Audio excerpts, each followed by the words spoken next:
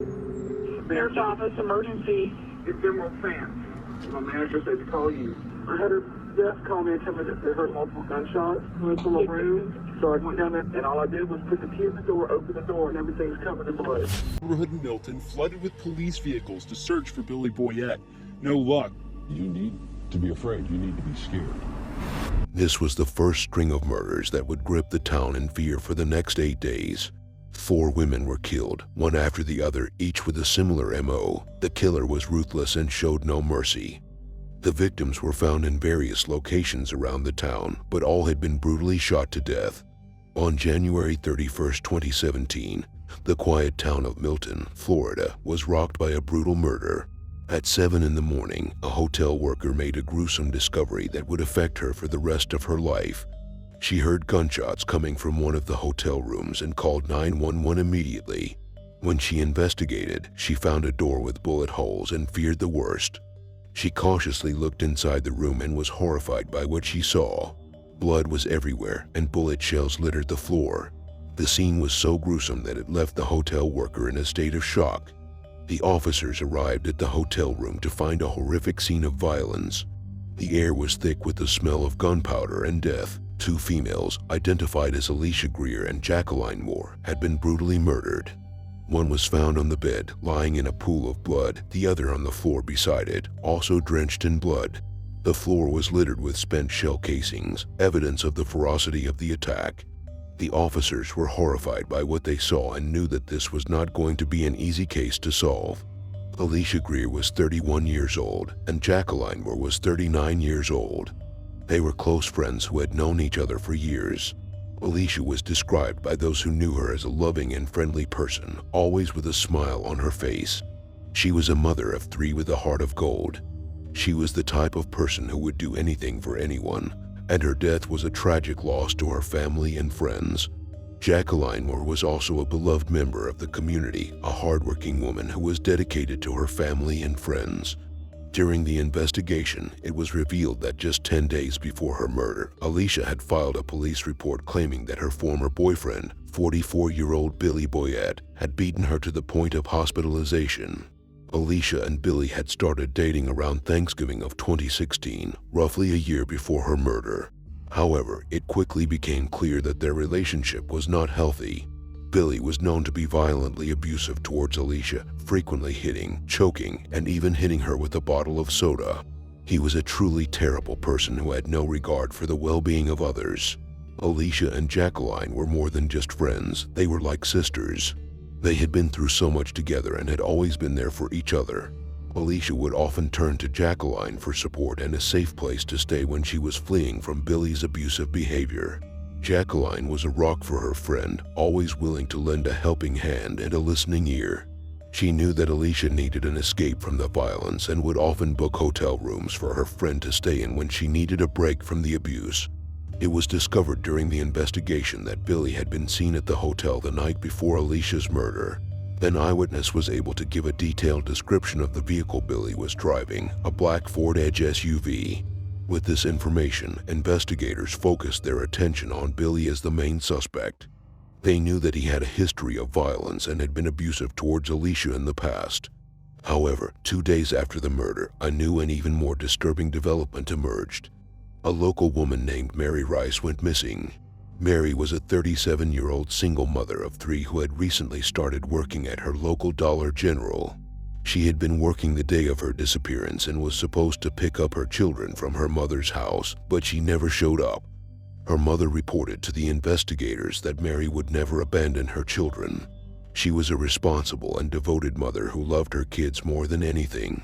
Through further investigation, it was revealed that Mary had recently been seen hanging out with Billy Boyette. The information that Billy was seen with Alicia the night before her murder, and now Mary, who has gone missing, made him the prime suspect in both cases. The investigators knew they had to act fast. They knew that Billy was a dangerous individual, and that Mary's life could be in grave danger. The neighborhood in Milton flooded with police vehicles to search for Billy Boyette. No luck. You need to be afraid. You need to be scared. The investigation was intense and emotionally taxing for the officers involved. They worked tirelessly to gather evidence and build a case against Billy. They interviewed witnesses, collected forensic evidence, and pieced together the events leading up to the murders. They were determined to bring justice to the families of the victims and to find Mary before it was too late. The pressure was on, as every hour that passed was another hour that Mary could be in danger. The investigators knew that time was of the essence and that they had to act fast. They put out an APB for Billy's vehicle and set up roadblocks to try and find him. The day after Mary was reported missing, the investigators received a report of another crime that could be linked to Billy Boyette. They arrived at the crime scene located on the driveway of a deceased female named Peggy Broz. The sight that greeted them was chilling. Peggy's body was found with a single gunshot wound to the head, her eyes still open in a final, terrified gaze. Her purse was still at the scene, but her car keys and her car were missing. The bullet recovered from Peggy's body belonged to a .38 revolver, the same type of handgun used in the murders of Alicia and Jacqueline. As the investigators examined the scene, they couldn't help but feel a sense of unease. They knew that they were dealing with a ruthless killer who had no regard for human life. They knew that they had to act fast if they wanted to bring this monster to justice. The surveillance footage from the area was crucial to the investigation. It showed Peggy's white Chrysler driving home and a black SUV, identified as the one Billy was driving, following her. The footage also showed a white male, later identified as Billy, exiting the white car, and a female, later identified as Mary Rice, getting out of the black SUV. Mary did not appear to be held against her will and seemed to be going about her normal affairs. The footage showed Mary and Billy unloading items from the SUV and putting them into the stolen white Chrysler before driving off, leaving the black SUV in the parking lot. This evidence led investigators to believe that Mary was harmed, just like Alicia and Jacqueline. They also learned that Billy and Mary had a relationship. Mary had met Billy through her brother who was incarcerated with him, and she had been sending him mail while he was in prison. This new information made Billy and Mary the prime suspects in the murders of Peggy, Alicia, and Jacqueline. They obtained a search warrant for messages between Billy and Mary for the day of the murders. On the day of the murders, Mary texted Billy saying that she didn't want to kill a lot of people, but Billy responded that he was just handling business. This information led investigators to believe that Mary was a willing participant in the murders, not a victim.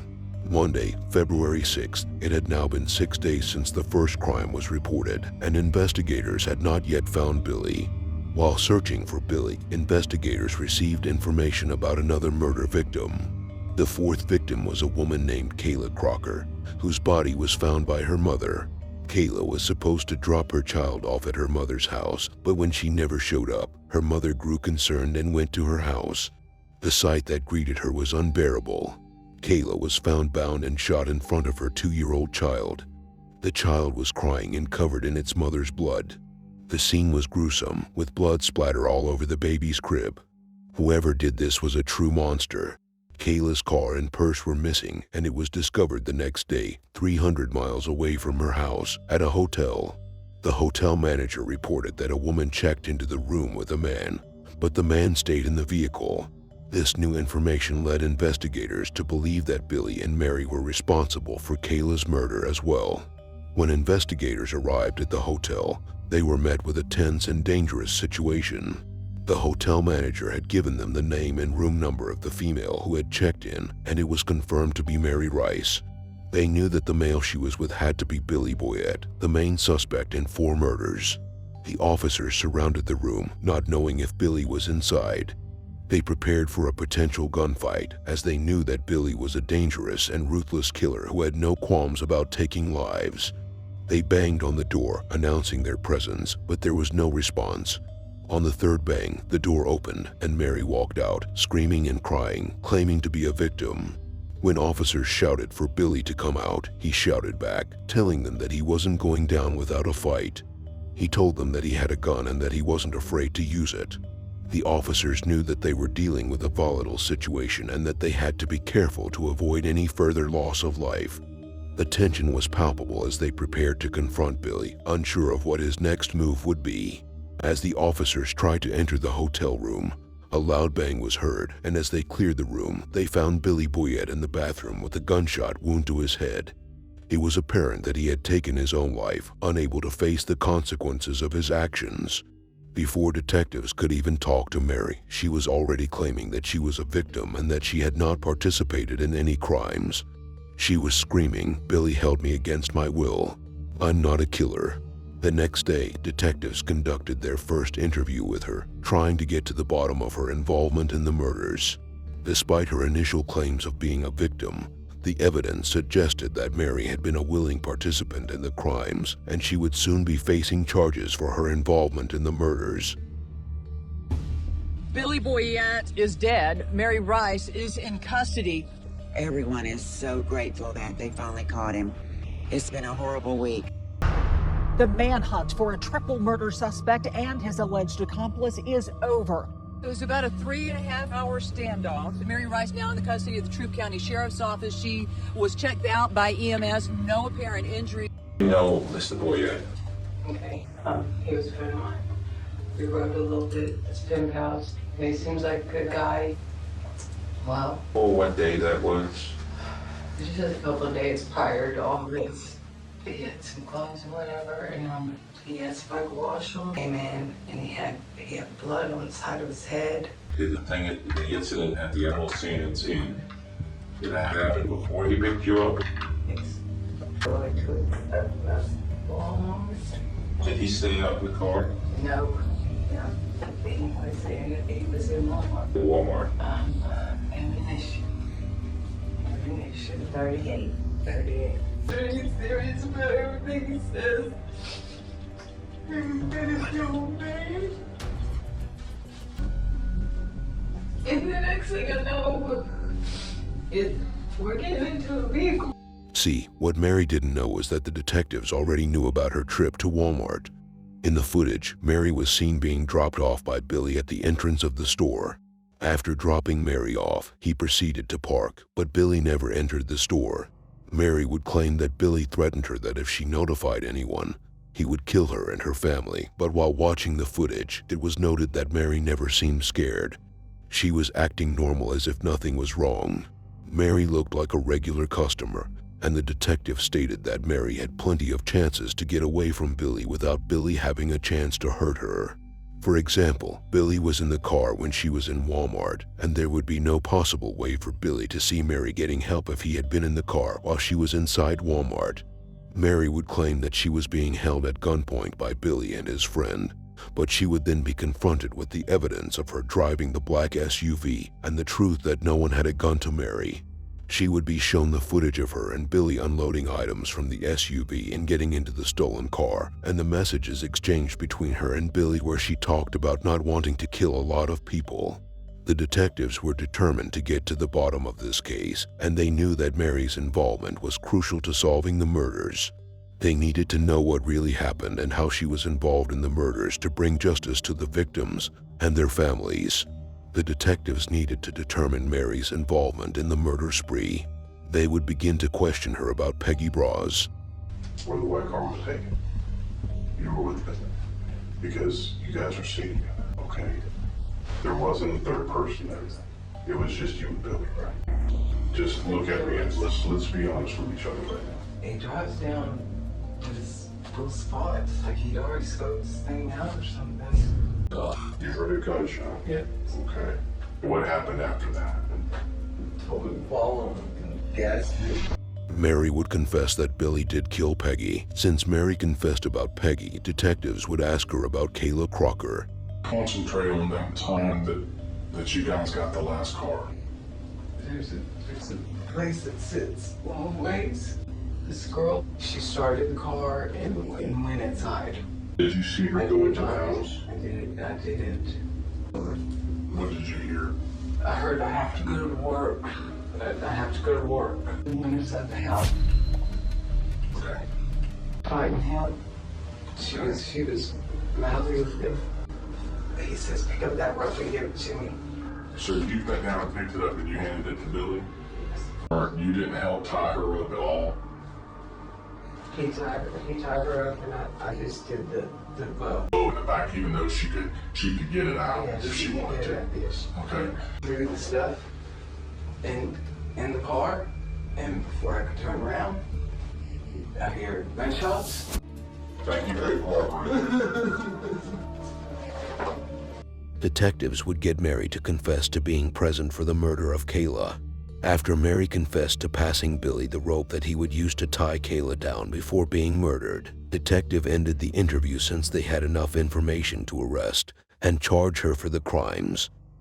Still be tried in Baldwin County for the murder of Peggy Broz. The big question is, when? It could be decades before Mary Rice ever sees an Alabama courtroom. Now, according to the information that the DA's office got from Florida, Mary Rice would have to serve 80% of her life sentence, or 30 years, before she could be extradited back to Alabama. Mary would be charged with accessory after the fact in the murders of Alicia and Jacqueline. She would also be charged with capital murder of Peggy Broz and first-degree murder in the case of Kayla Crocker. She was sentenced to life in prison without the possibility of parole. Thank you for watching our video. If you enjoyed the video, please don't forget to like, comment, and subscribe for more true crime content. Until next time, stay safe.